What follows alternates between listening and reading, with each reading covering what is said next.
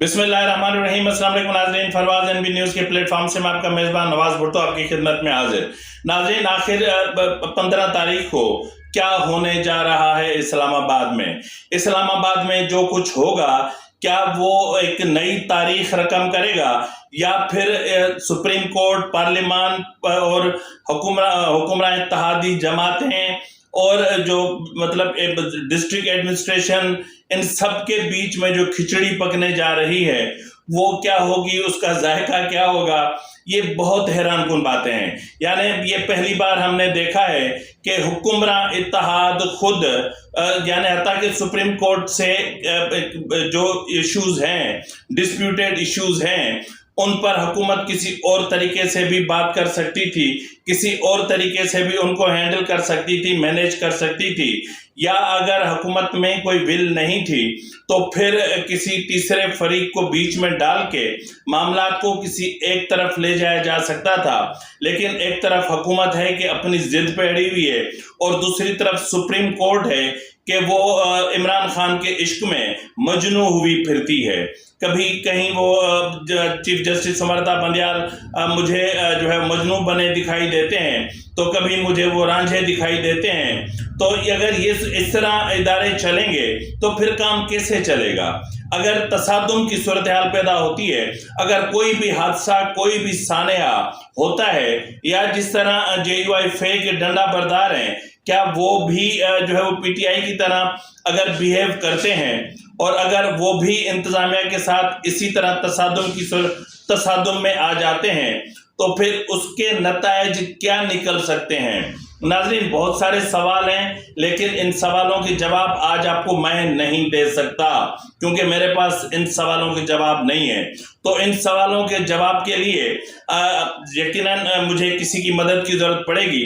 तो आज मैंने जो है ज़हमत दी है पाकिस्तान के मायानाज सहाफ़ी और जो है वो तज्जिया निगार और बहुत सीनियर सहाफ़ी, यानी मैं जिस तरह मैंने कहा ना कि 1988 में 89 में मैं सहाफ़त में आया था, तब से मज़हर अब्बास साहब को जानता हूं और मज़हर अब्बास साहब एक अलग ही जो है वो शख्सियत के मालिक हैं। हम उनको खुशामदीद कहते हैं। मज़हर अब्बास साहब, ये पीर को सूरत हाल पैदा होने वाली है सुप्रीम कोर्ट के सामने, उसको आप किस तरह देख रहे हैं? देखिए, पता नहीं है, तो जब होगा कोई एक्शन होगा तो हमें जाहिर है उसके बारे में वो कर सकते हैं। लेकिन ये अब हुकूमत का भी बड़ा इम्तिहान है क्योंकि हुकूमती इत्तेहादी जमातें जो है वो इस्लामाबाद में धरना दे रही हैं। अब देखना ये है कि हुकूमत का रिएक्शन क्या होता है इसके मसले पे। अभी हम वजीर दाखिला को सुन रहे थे कि जी वो उनको प्रॉपर प्रोटोकॉल फॉलो करने पड़ेंगे, वो सारी चीजें उन्हें फॉलो करनी पड़ेंगी। तो अब वो फॉलो करते हैं नहीं करते हैं, लेकिन एक तजाद भी होगा क्योंकि सेक्शन 144 भी लगी है, फौज को भी तलब। अच्छा मज़हर अब्बास भाई, ये जो आज सुप्रीम कोर्ट ने किया है, एक मीटिंग कॉल की थी और उसमें तमाम जो डिस्ट्रिक्ट एडमिनिस्ट्रेशन के अफराद हैं उनको भी बुलाया गया था, DC को, अपना SSP, DIG ऑपरेशन को, SSP ऑपरेशन को, और उनको पाबंद किया गया है कि जिनको सेलिना चौक से आगे ना आने दिया जाए। तो इस क्या ये पॉसिबल हो सकेगा? अब वही मैं कह रहा हूँ कि जाहिर है अब सुप्रीम, जब उन्होंने आपने ऐलान ही ये किया है कि हम सुप्रीम कोर्ट के बाहर धरना देंगे और चीफ जस्टिस के खिलाफ देंगे, तो जाहिर है फिर सुप्रीम कोर्ट ने अपनी हिफाजत के लिए तो चीजें करनी है। अब ये एक बड़ा हुकूमत के लिए बहुत बड़ा टेस्ट है कि हुकूमत ने ही सेक्शन 144 लगाई है जिसके तहत मुजाहरों पे पाबंदी लगाई है। तो अगर आप सेक्शन 144 के तहत मुजाहरों पे पाबंदी लगाई है तो मुजाहरे की फिर आप इजाजत कैसे दे सकते हैं? तो ये मेरा ख्याल है PDM ने ये ऐलान तो किया है, लेकिन मुझे लगता नहीं कि हुकूमती इत्तेहादी जमातें इस तरह का ऐलान करेंगी तो ये हुकूमत के हक में बात जाएगी। क्योंकि कोई भी अगर माइनर सा भी कोई हादसा हो गया तो फिर हुकूमत को इसका जवाब देना पड़ेगा और हुकूमत ही फिर जिम्मेदार करार पाएगी। अच्छा मज़हर अब्बास साहब, इस वक्त जो है वो ज़ल्मे खलीलजाद और अमेरिकन कांग्रेसमैन जिस तरह ब्रेड शर्मैन हो गए, वो बाकायदा उन्होंने एक लॉबिंग शुरू कर दी है, यानी जिस तरह लॉबिंग फर्म्स होती हैं इसी तरह उनका एक बिहेवियर सामने आया है। और ज़ल्मे खलीलजाद ने तो आज एक साथ 6-7 ट्वीट्स किए हैं, जिनमें उनका पहला जो निशाना और टारगेट है वो है कि चीफ ऑफ आर्मी स्टाफ को हटाया जाए और इंतखाबात मुकर्ररा तारीख पर करवाए जाएं। तो क्या ये पाकिस्तान के दाखिली उमूर में मुदाखलत तस्वुर नहीं किया जाएगा? जी बिल्कुल वो किया जाएगा, लेकिन वो जाहिर है वो on behalf of American government नहीं कह रहे। ज़ुल्म खलीलजाद जो है वो अमरीकी हुकूमत के तर्जुमान नहीं है। वो अपने तौर पे वो बात करें, लेकिन मेरा ख्याल है वो बहुत आगे निकल गए हैं अपनी इस इशू के ऊपर, और उन्हें यकीनी तौर पे एहतियात करनी चाहिए। और वो ऐसा लगता है कि जैसे बिल्कुल एक पर्सनल जो है वो एंटाई पीडीएम नजर आते हैं, एंटाई हुकूमत नजर आते हैं। तो उस लिहाज से उनको खासतौर पे इस तरह की जो अभी बात बता रहे हैं आप, उस तरह की बातें करने से आप बिल्कुल भी पाकिस्तान उनके हवाले से कह भी सकता है। लेकिन अगेन वही बात है कि अगर कोई हुकूमत के बिहाफ पे, यानी अमरीकी हुकूमत या कोई दूसरी हुकूमत इस तरह का स्टेटमेंट देती है तो उसके कॉन्टेक्स्ट बिल्कुल मुख्तलिफ होता है। लेकिन अगर कोई अमेरिकन सिटीजन जो है, जो एक फॉर्मर एडवाइजर रहे हैं पाकिस्तान अफगानिस्तान के हवाले से, इम्पोर्टेंट पर्सन रहे हैं, उनके स्टेटमेंट को हुकूमत तशवीश की निगाह से तो देख सकती है, लेकिन वो जाहिर है वो अमरीकी हुकूमत का मौक़िफ़ नहीं है। अच्छा मजहर नवाज साहब, कल से एक इशू चल रहा है पाक फौज के अंदर के मामलात का, और ज़ल्मे खलीलजाद ने भी इसी की तरफ एक इशारा किया है और कहा है कि एक अहम मीटिंग होने वाली थी जिसमें 2 सीनियर्स ने आने से इनकार किया। अब एक तरफ तो डीजी आईएसपीआर ने गुज़िश्ता रोज़ तमाम चीज़ों की तरदीद की और उसके साथ जो कोर कमांडर लाहौर हैं उनका भी तबादला कर दिया गया। तो इस वक्त जो चीज़ें चल रही हैं, क्या ये हमारे जो एक हम पहले ही एक अदम इस्तेहकाम का शिकार हैं, तो क्या इन चीज़ों के हवाले से कोई वाज़ेह चीज़ सामने नहीं आनी चाहिए? जो ऑफिशियल, अगर उनके ऑफिशियल ने इस चीज को डिनाई किया है तो या तो उसके बदले में मेरे पास कोई ऑथेंटिक खबर हो। अब हमारे यहाँ मसला ये है कि डिसइंफॉर्मेशन इतनी तेजी से फैलती है जी जी कि वो बहुत से लोग उस पर यकीन करते हैं और बहुत से लोग जो है उस पे यकीन नहीं करते। तो असल चीज ये कि एक ऑफिशियल उनका कैटेगोरिकल एक स्टेटमेंट आ गया है आर्मी के तर्जुमान का। अब अगर किसी के पास उसके बरखिलाफ कोई सबूत है तो वो सबूत उसको सामने लाना चाहिए। या तो वो शख्स जिसके बारे में सारी इंफॉर्मेशन फैलाई जा रही है वो कोई बयान जारी करे, उसकी तरफ से कोई आए, और वरना तो मैं उस चीज को उसी तरह लूंगा जो मेरे सामने है। मेरे सामने फैक्ट्स तो नहीं है, मेरे सामने खबरें हैं और उसका डिनायल है। उसके अलावा मेरे सामने और कोई चीज नहीं है।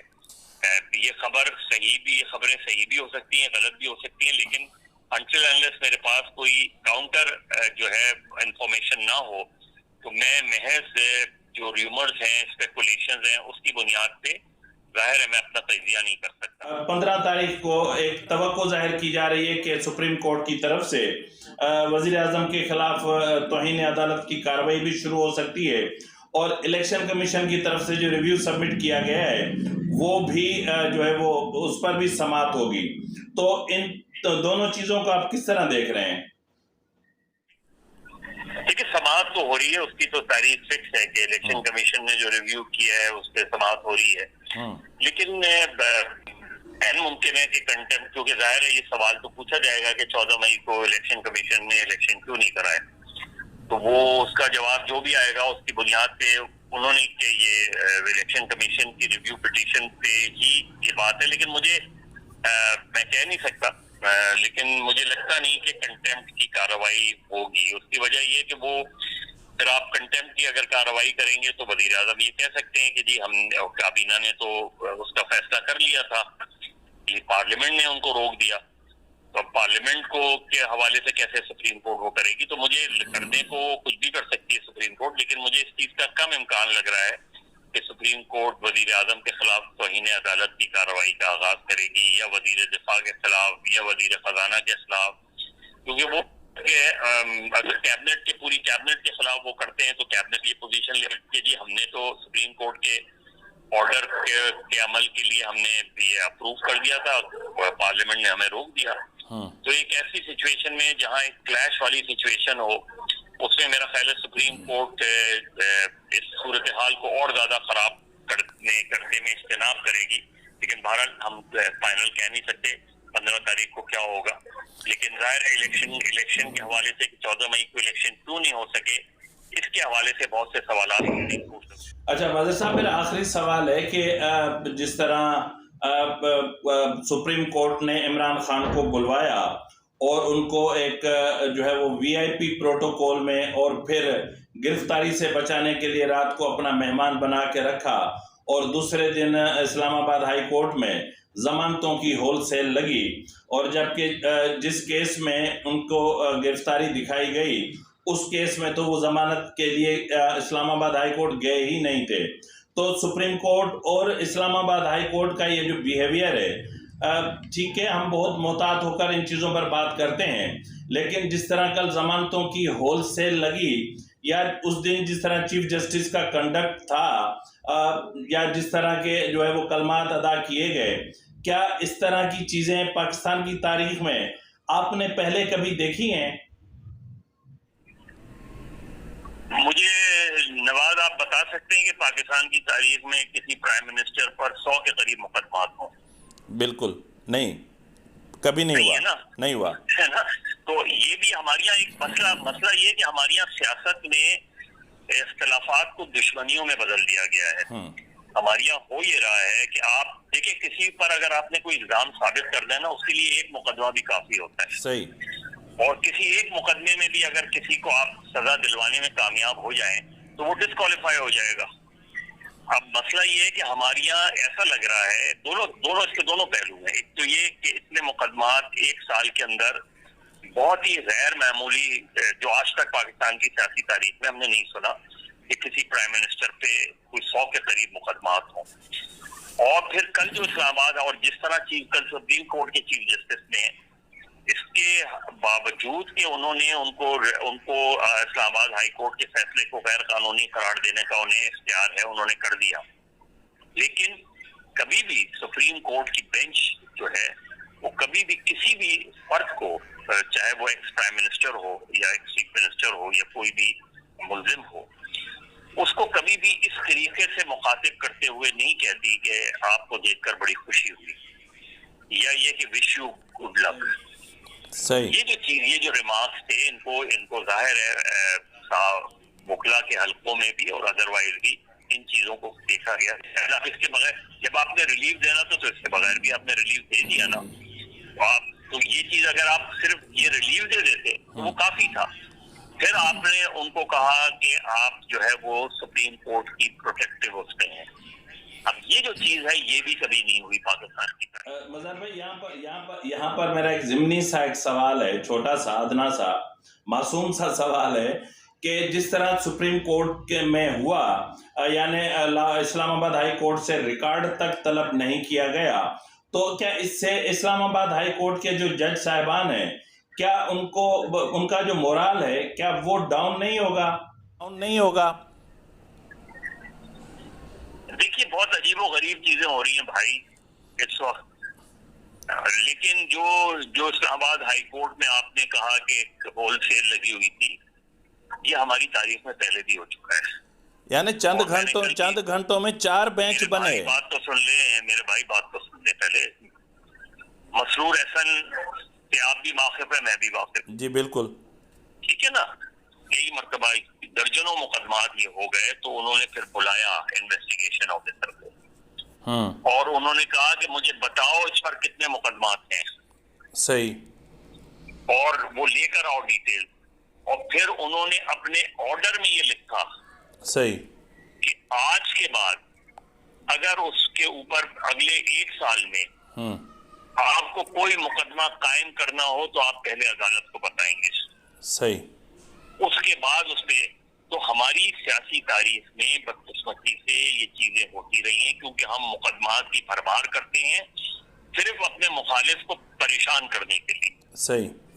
और फिर उसी तरीके से उसको जिस तरह जमानत मिलती है। ये भी सिंध में हुआ जब एमक्यूएम और पीपल्स पार्टी के दरमियान बातचीत हो रही थी, तो एमक्यूएम के बहुत से लीडर्स जेलों में थे।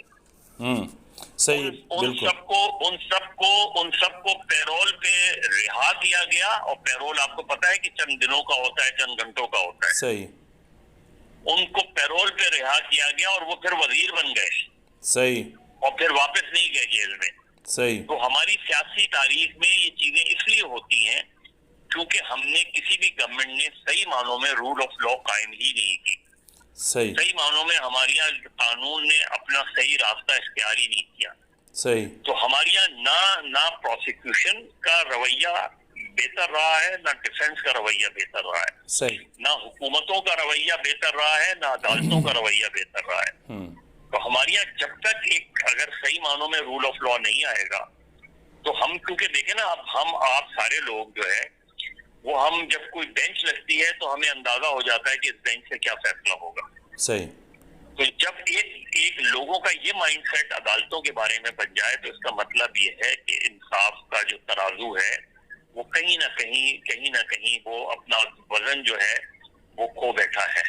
ये जब तक हम इस चीज को बेहतर नहीं करेंगे, अब जिस तरीके से हमारे यहाँ Bharat chief justice of Pakistan जो है, मैं उनसे इत्तेफाक करूं इख्तिलाफ करूं, कोई पार्टी उनसे इत्तेफाक करे इख्तिलाफ करे, लेकिन वो है तो चीफ जस्टिस ऑफ पाकिस्तान। सही। मैं उनसे सिर्फ ये अपील कर सकता हूं कि उनको इन चीजों में बहुत एहतियात करनी चाहिए। जहां वो किसी एक शख्स को, चाहे वो एक्स प्राइम मिनिस्टर हो, उसको ऐसा रिलीफ दे रहे हैं, तो दूसरी तरीके से बलूचिस्तान में मौलाना हिदायतुल्लाह को भी ऐसा रिलीफ दे दें। सही। वो आदमी भी पिछले 4 महीने से जो है वो जमानत के लिए का मुंतजर है। इसी तरीके से जो बिहेवियर आपका इमरान खान के साथ है, वही बिहेवियर फिर हम अगर कराची में आ जाएं तो वो बिहेवियर हमें एमक्यूएम के हवाले से क्यों नहीं नजर आता, वही बिहेवियर दूसरी जमातों के हवाले से कोई नहीं नजर आता। तो अगर बेल का क्राइटेरिया ये है तो फिर हमें वो देखना चाहिए। तो सबको मेरा ख्याल है अपना अपना काम जो है वो ऐसा तरीके से ना किसी शख्स पे आप 100, 150, 200 मुकदमात कायम करें, और अगर आपने किसी को पकड़ना है तो एक सॉलिड मुकदमा जो है उसके खिलाफ काफी होता है। अब हमारे यहाँ अक्सर मसला ये होता है कि इंस्टीट्यूशनल कोलैप्स हो गया है, इदारे एक दूसरे के खिलाफ सफारा हो गए हैं। सही। हुकूमत और एस्टेब्लिशमेंट एक तरफ नजर आती है, सही। ऑपोजिशन और सुप्रीम कोर्ट दूसरी तरफ नजर आती है। सही। और ऐसे में जो सबसे ज्यादा नुकसान हो रहा है वो पाकिस्तान के लोगों का नुकसान हो रहा है, बेशक पाकिस्तान के अवाम का नुकसान हो रहा है, क्योंकि वो एक ज़हनी मरीज बनते जा रहे हैं। आप बाहर निकलते हैं तो हर दूसरा आदमी आपसे यही सवाल करता है कि क्या होने वाला है। सही। ये वो वाहिद जुमला है जो आपको हर वक्त, हर स्टोर पे, हर दुकान पे, हर पेट्रोल पंप पे कोई भी आपको पहचानता होगा, वो आपसे यही सवाल करेगा। इससे आप अंदाजा कर सकते हैं कि पाकिस्तान के लोगों का नफ्सियाती इस वक्त हाल क्या है। जब तक, और ये सबकी जिम्मेदारी है, किसी एक फर्द की जिम्मेदारी नहीं, जब तक हम इसको पूरा नहीं करेंगे हम आगे नहीं कर सकते। वैसे मज़हर भाई, ये वही पाकिस्तान है ना जिसके लिए कल तक ये कहते थे कि डिफॉल्ट होने जा रहा है, IMF के साथ एग्रीमेंट नहीं हुआ तो डिफॉल्ट कर जाएगा, श्रीलंका बनने जा रहा है, और हुकूमत अपना इसहाक डार साहब बस फाइलें लिए फिरते थे। पॉलिटिकली तो डिफॉल्ट कर चुके, हम कर चुके, लेकिन मसला गरीब के पेट का है।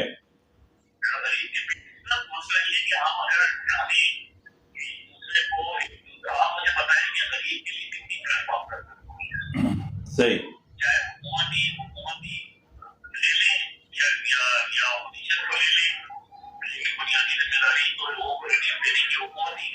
बेशक। तो ऐसा लगता है कि जैसे आवाम जो है वो हमारी सियासी प्रायोरिटी में नहीं, हमारी तरजीहात में आवाम नहीं, तो हम सिर्फ नारा लगाते हैं ताकत सिर्फ आवाम, वरना ताकत जो है आपको पता है कि आवाम के पास 75 सालों में कभी नहीं है। सही। बहुत शुक्रिया मज़हर साहब, बहुत शुक्रिया आपका। नाजरीन, जिस तरह आपने मजहर अब्बास साहब की बातें सुनी, उनको अगर हम देखें तो ये वाकई में सही है कि इस वक्त जो सिचुएशन है वो ये है कि पाकिस्तान में ताकत का जो सरचश्मा है वो तो बराए नाम ही अवाम रहे हैं, लेकिन असल में ताकत का सरचश्मा तो कहीं और रहा है। तो मतलब अब मैं इस चीज को इस बात पे वाइंड अप करूंगा कि इसमें कोई शक की गुंजाइश ही नहीं है कि जो मतलब इस वक्त जो अवाम है वो जहनी अजियत का शिकार हैं और जहनी दबाव का शिकार हैं, और अवाम जो है वो हुक्मरान की प्रायोरिटी में बिल्कुल भी शामिल नहीं है। तो ऐसी सूरत हाल में इस मुल्क में गरीब अवाम का क्या होना है, अब IMF का क्या होता है क्या नहीं होता है, इसका तो किसी को नहीं पता, लेकिन जो कुछ होने जा रहा है या जो कुछ हो रहा है वो अवाम के हक में बेहतर नहीं है। इसी के साथ ही अपने मेज़बान नवाज भुट्टो को इजाज़त दीजिए। फी अमानिल्लाह।